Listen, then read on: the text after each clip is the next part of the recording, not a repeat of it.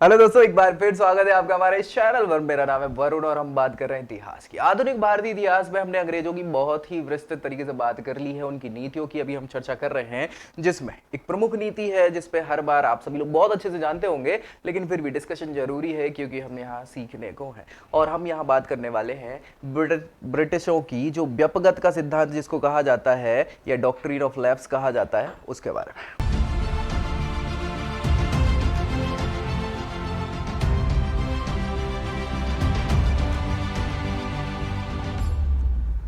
तो चलिए स्टार्ट कर लेते हैं बड़ी जल्दी से। देखो भैया, व्यपगत का सिद्धांत या डॉक्ट्रिन ऑफ लैप्स, ये व्यक्ति जो लेके आया है उसका नाम है लॉर्ड डलहौजी।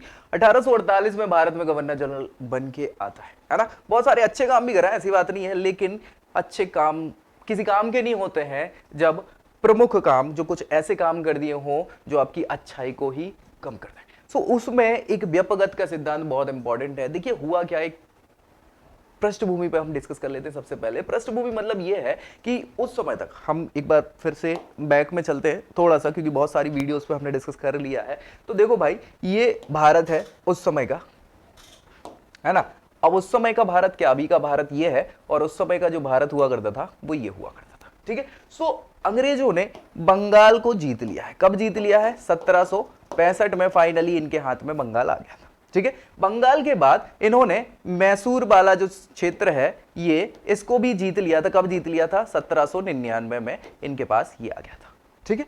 इसके बाद मराठा क्षेत्र जो है उस समय का इतना बड़ा हुआ करता था, ये मराठा क्षेत्र भी 1818 में फाइनली इनके पास आ जाता है। किसके पास? अंग्रेजों के पास। अब बचा क्या था? निजाम से, हैदराबाद जो क्षेत्र था, निजाम से ये क्या कर लेते हैं, यहां पे जो हैदराबाद के निजाम थे इनसे भी ये 1798 में सहायक संधि के तौर पे इनको अपने अधीन कर लेते हैं, ठीक है। अब भी ये सिख साम्राज्य हुआ कर रहा था उस समय का, ठीक है। सो ये सिख साम्राज्य भी 1848 तक फाइनली डलहौजी के समय ही इनके अधीन हो जाता है। तो आप ये देख पा रहे हो लगभग उस समय का 70% जो भाग है पूरे भारतीय क्षेत्र का, चाहे वो पाकिस्तान अफगानिस्तान तक की बॉर्डर पे, ये 70% क्षेत्र डायरेक्टली किसके अधीन हो चुका था? अंग्रेजों के कब्जे में आ चुका था।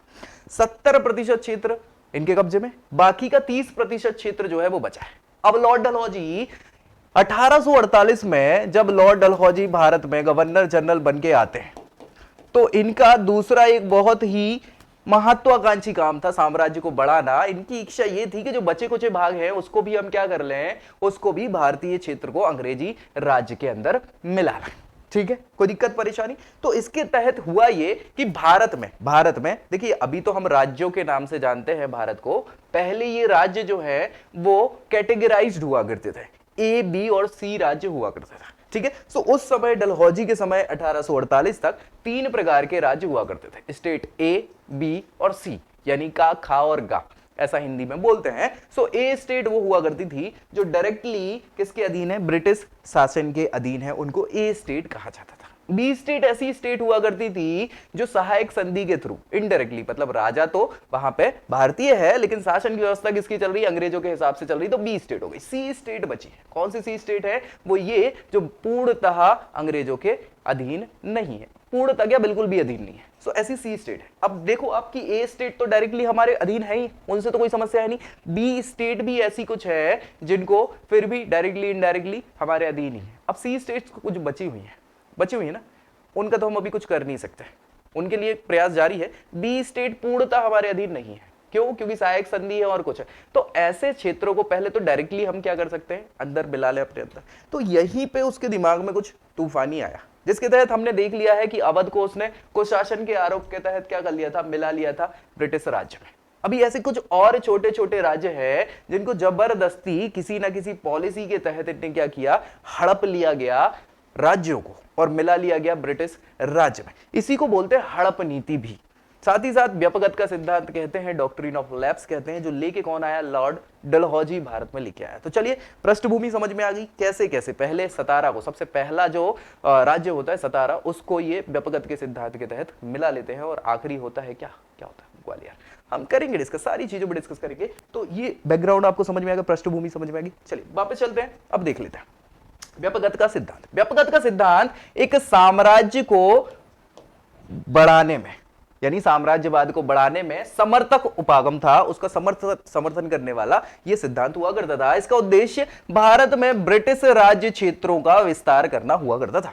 ठीक है भाई, अब क्या है, सिद्धांत का प्रारंभ किसने करा? लॉर्ड डलहौजी ने करा है। ये पूछ लिया जाता है कई बार डायरेक्टली। इस सिद्धांत के अनुसार वे राज्य, कौन से राज्य? जिनका कोई उत्तराधिकारी नहीं था। वे राज्य जिनका कोई उत्तराधिकारी नहीं था। उत्तराधिकारी समझ रहे हैं ना, राजा के बाद अगला शासक कौन होगा? वो उत्तराधिकारी। तो जिसका कोई उत्तराधिकारी नहीं था, अपने शासन करने के सारे अधिकार को खो देंगे। ये बेसिक सा, सीधा सुथरा सा, सरल भाषा में व्यापकता का सिद्धांत कहलाता है। सरल भाषा में इसको थोड़ा सा अपन चेंज भी करेंगे, बड़े रूप में भी देखेंगे क्या हुआ। इसके साथ ही उत्तराधिकारी को गोद लेने पर भी उसके राज्य को वापस प्राप्त नहीं किया जा सकता। देखो यार, भारतीय परंपरा संस्कृति के बारे में बहुत अच्छे से जानते हैं, और भारतीय संस्कृति में गोद लेने की प्रथा आज से नहीं, बहुत पहले से चली आ रही है। बिल्कुल शुरुआती समय से गोद लेने की प्रथा चल रही है। भैया नहीं हुआ पुत्र, क्योंकि पुत्र प्राप्ति की इच्छा सबको होती है, और राजा एज अ लेडी, कोई लड़की नहीं बन सकती, महिला नहीं बन सकती। हम चाहते हैं कि पुरुष ही राजा बने। तो ऐसी कंडीशन में मान लो नहीं हुई पुत्र प्राप्ति, तो क्या करोगे आप? अब राजा है, उसको अपने साम्राज्य को तो चलाना है, तो क्या करेगा? वो अपने रिलेटिव्स का या फिर किसी ऐसे व्यक्ति को जो उसे योग्य लगता है उसको गोद ले लेता था। पूरे सारे के सारे अनुष्ठान करके और पूरी रीति रिवाज के साथ ये गोद की प्रथा की जाती थी। तो गोद लेने की प्रथा हमारे यहाँ प्रचलित हुआ करती थी। अंग्रेज लोग, जो उनकी विदेशी सोच थी और उनका यह मानना था कि वो थोड़े साइंस को लेके चलते थे, उनका कहना यह था भैया कि अगर मान लीजिए कोई राजा है, उस राजे का लड़का नहीं है ना, अब वो किसी दूसरे व्यक्ति को गोद ले रहा है। ठीक है, अब गोद तो ले रहा है, लेकिन वो राजे के गुण, जो राजा अच्छे शासन कर रहा है, उस राजे के गुण, चूंकि अगर वो उसका डायरेक्ट एक्चुअल लड़का होता, उसके द्वारा उत्पन्न लड़का होता, तो भैया उसमें उसके गुण मिलते पिताजी के। लेकिन अब तुम तो उसको गोद ले रहे हो, तो वो तुम्हारा लड़का तो है नहीं, यानी उसमें कुछ गुण जो तुम्हारे होने चाहिए थे वो हो सकता है ना हो। तो ऐसी कंडीशन में क्या वो उत्तराधिकारी सच में शासक बनने लायक है? हमें डाउट है। हमें, मतलब अंग्रेज ऐसा बोलते थे, हमें डाउट है, हमें कंफर्म नहीं है कि ये व्यक्ति सही में शासन कर पाएगा कि नहीं कर पाएगा। वो राजा अच्छा था, लेकिन ये गोद लिया हुआ व्यक्ति गारंटी नहीं है कि ये अच्छे से काम कर पाएगा कि नहीं कर पाएगा। तो हमें पहले बताओ आप, और हम चेक करेंगे कि ये व्यक्ति इस लायक है कि नहीं है। अगर हमें लगता है कि वो उस लायक है, तो हम उसको क्या कर देंगे? राजा बना देंगे, कोई दिक्कत नहीं है। लेकिन हमें लगता है कि वो उत्तराधिकारी बनने के लायक नहीं है, तो भैया ऐसे में वो शासन कुशासन हो जाएगा। और कुशासन होने से अच्छा है, ये हमारा उत्तरदायित्व बनता है कि वो शासन हम ही चला लें, तुमसे ना हो पाएगा। ठीक है, सो ये हड़प नीति थी बेसिकली। समझ पा रहे? चलिए आगे बढ़ लेते हैं। तो उत्तराधिकारी को अगर आपने गोद ले भी लिया, तो वो वापस आपको राज्य नहीं मिलने वाला। ये पूरी कंडीशन हुआ करती थी। इस पे तो हमने डिस्कस कर ही लिया है। अब देखो, इस सिद्धांत के अनुसार सबसे पहले सतारा, क्या नाम है भैया? सतारा। सीधा सीधा क्वेश्चन पूछ लिया जाता है कि व्यापकता के सिद्धांत के अनुसार सबसे पहले किस राज्य को अंग्रेजी राज्य में मिलाया गया? तो वो क्या है? सतारा। कब मिलाया गया? 1848। जैसे ही डलहौजी आए, ने नीति चालू कर दी 1848। उसके बाद जयपुर, जयपुर नहीं है, जैतपुर है, याद रखिएगा। ठीक है, जैतपुर, जैतपुर है 1849 में। फिर संबलपुर 49 में, बाहत, उदयपुर, और ये तो आपने नाम सुना ही होगा, झांसी। झांसी, झांसी की रानी लक्ष्मीबाई। हमें डिस्कस करना बहुत अच्छे से, इसीलिए इंपॉर्टेंट है। झांसी कब हुआ था? 1853 में। इसलिए कई बार डायरेक्टली इसको भी पूछ लिया जाता। पहली तो याद रखनी है सतारा, झांसी याद रखनी है 1853, और नागपुर। नागपुर आखिरी स्टेट होती है जिसको व्यापकता के सिद्धांत के तहत मिलाया गया था 1854 में। ठीक है भैया, तो ये सारी की सारे भारतीय राज्य हैं, देसी रियासतें हैं, जिनको इस सिद्धांत के तहत लॉर्ड डलहौजी ने मिला लिया था विदेशी, मतलब अंग्रेजी साम्राज्य के अंतर्गत। क्या हुआ भाई साहब? ये तो हो गया। व्यापकता का सिद्धांत एक साम्राज्य समर्थक उपागम हुआ करता था। इसमें इनको विस्तार करने की बात ही हमने डिस्कस कर ही लिया है, और ये शायद सारी चीजें जो है ये डबल से रिपीट हो गई हैं, कई बार हो जाता है, कोई बात नहीं, छोड़ो। 1818 से पहले की बात करें तो ईस्ट इंडिया कंपनी की नीतियां और गतिविधियां क्या हुआ कर रही थी? व्यापारिक हुआ कर रही थी। व्यापार करने के लिए आए थे यार, ये व्यापारिक कंपनी हुआ कर रही थी। लेकिन धीरे धीरे धीरे 1818 में जब मराठा साम्राज्य भी पूर्णतः इनके साथ मिल गया, बंगाल तो हो ही गया था, लेकिन मराठा साम्राज्य, मैसूर साम्राज्य, ये सारे साम्राज्य जो प्रांत थे, जब इनके अधीन आ गए, तो ये बहुत बड़ी शक्ति के रूप में उभर कर आ गए सामने। अब क्या ही व्यापार करना है? क्यों करें व्यापार? जब हमें पूरा साम्राज्य में राजस्व वसूली मिल सकती है, सब मिल सकता है, सारा हमारा हो सकता है, तो व्यापार की क्या ही जरूरत है? तो पहले व्यापारिक इनका सोच हुआ कर रहा था व्यापार करने का। लेकिन संप्रभु शासक बनने की इनकी महत्वाकांक्षा 1818 के बाद बढ़ जाती है और संपूर्ण भारत पर शासन करने की इच्छाएं इनकी प्रबल होती चली जाती हैं कि भैया अब तो पूरे भारत पर शासन करेंगे। इसी परिणति में पहले सहायक संधि, जिसपे हम डिस्कस कर चुके थे कि लॉर्ड बेलेजली ने सहायक संधि लेके आया था और बहुत सारे साम्राज्यों को, राज्यों को, जिसमें पहला हैदराबाद होता है 1798 में इसको कार्यान्वित किया था सहायक संधि को, है ना। और अब व्यापगत के सिद्धांत के रूप में लॉर्ड डलहौजी इसको लेके आया और बहुत सारे क्षेत्रों को उन्हें ब्रिटिश क्षेत्र में मिला दिया। इन नीतियों को अपनाने का उद्देश्य राज्य की संपूर्ण अधिकारों पर नियंत्रण स्थापित करना था। किसका? राज्य का, मतलब यहां पे कंपनी राज्य की बात चल रही है, अंग्रेजों का पूरे भारत पर शासन करना और ब्रिटिश उपनिवेश इसको बना देना भारत को, ये इनकी प्रबल मंशा हुआ करती थी। इन राज्यों को लेकर जिनका कोई उत्तराधिकारी नहीं हुआ करता था, ये ऐसे सबसे पहले राज्य बने जो व्यापगत की नीति के तहत आए। ठीक है भैया, व्यापगत की नीति ऐसे राज्यों को हड़पने के लिए ही बनाई गई थी और इस नीति के तहत ऐसे राज्य जिनके उत्तराधिकारी ना हो, इस आधार पर उन्हें क्या किया जाता था, इनका राज्य से ही अधिकार शासन का छीन लिया जाता था। इससे बहुत सारी समस्याएं पैदा हो गई और 17 ये हमने डिस्कस कर चुके हैं, जयपुर, संबलपुर, बाहत, उदयपुर, झांसी और नागपुर। लेकिन कुछ समय बाद, अब देखो यार, ये यहां तक 1854 आ गए हैं और आपने 3 साल बाद सुना होगा, बहुत इंपॉर्टेंट, 1857 की क्रांति।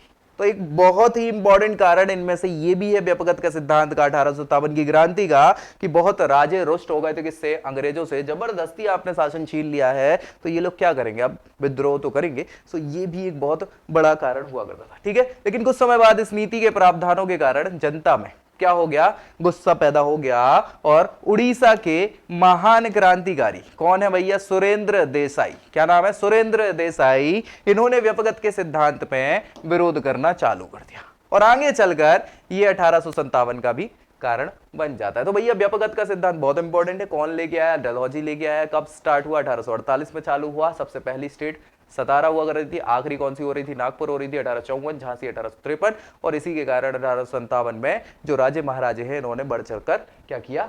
भाग लिया। समझ पा रहे? कोई दिक्कत परेशानी किसी भी प्रकार से? यही सारी चीजें हैं। तो भैया व्यापगत का सिद्धांत इतना ही है। तो और भी चीजें, उसमें बहुत सारे क्लॉजेस थे, लेकिन ज्यादा पढ़ोगे ना तो गुज जाओगे। इतना ज्यादा नहीं पढ़ना, अपने को मेन चीजें जो क्वेश्चंस पूछे जाते हैं वो याद रहना चाहिए। मेन इसका जो रीजन था हड़पने का, वो क्या था? उत्तराधिकारी ना होना या गोद लिया हुआ जो राजा है वो योग्य ना होना। ठीक है, चलिए। तो भैया नेक्स्ट वीडियो में हम आगे बात करेंगे ब्रिटिश आर्थिक नीतियों की। 1857 की क्रांति को थोड़ा सा आगे शिफ्ट करेंगे। कुछ और नीतियां भी हैं जिनके कारण भारतीय जो जनता है और राजा महाराजा है उनमें रोष उत्पन्न हो रहा है, गुस्सा पैदा हो रहा है ना। 1857 के लिए कारण तो चाहिए हमको ना। सो यहाँ तो राजनीतिक कारण है। ठीक है, ये राजनीतिक हो गए। अब हम आर्थिक व्यवस्थाओं की बात करेंगे कि अंग्रेजों ने कैसे भारत को लूटना चालू किया। जो सोने की चिड़िया थी, वो सोने की चिड़िया के पर काट लिए गए, अब उड़ नहीं पा रही है ना। सो कैसे ये आर्थिक व्यवस्थाओं की तरफ इन्होंने अपने पूरे भारत के जो धन संपदा है उसको लूट लिया अंग्रेजों ने, उसकी बात हम नेक्स्ट वीडियो में करेंगे आर्थिक नीतियों के तहत। तो मिलते हैं नेक्स्ट वीडियो में, तब तक के लिए जय हिंद।